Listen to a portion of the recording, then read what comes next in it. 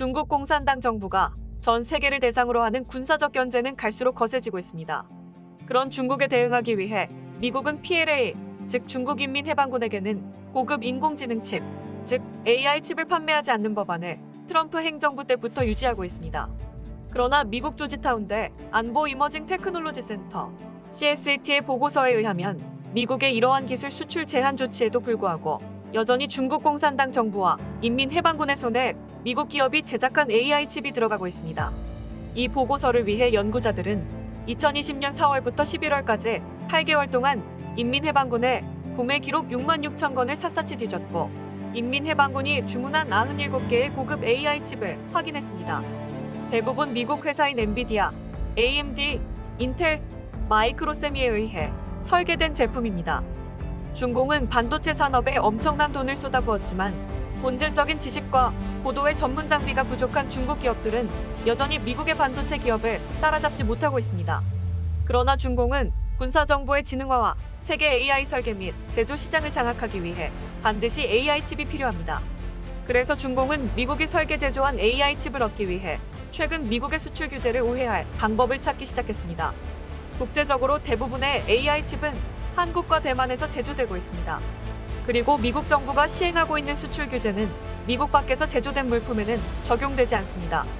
그렇기에 지금의 미국의 규제는 실효를 발휘하기 어렵고 중공은 이 점을 이용해 AI 칩을 구매하고 있습니다.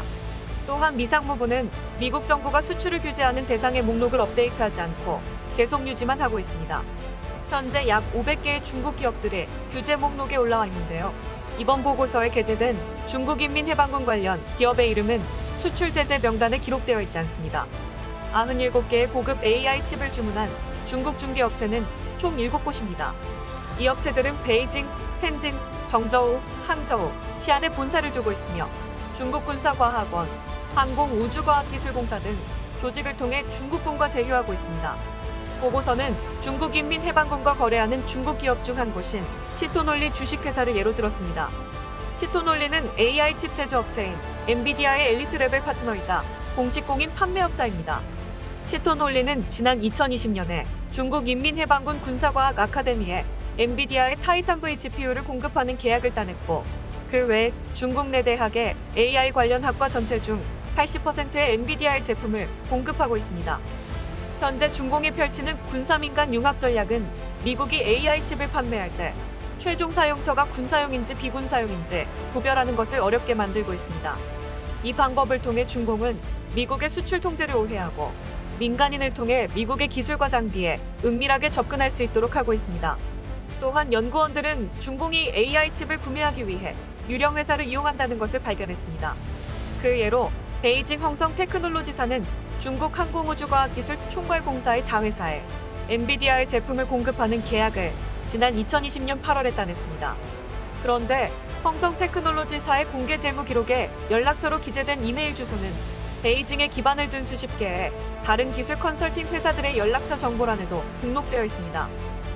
CSAT의 보고서는 중국 시장이 전 세계 AI 칩 소비량의 25%를 차지하고 있다며 2021년 중국에 판매된 AI 칩은 추정 가치가 25억에서 50억 달러에 달한다고 밝혔습니다.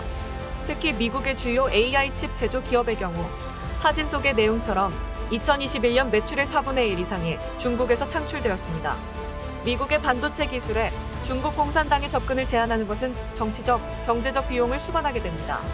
그러나 많은 경우의 수를 고려해 미국은 지금보다 더 적극적으로 중국 공산당 정부의 손에 첨단 기술이 들어가는 것을 방지하는 게 좋을 듯합니다.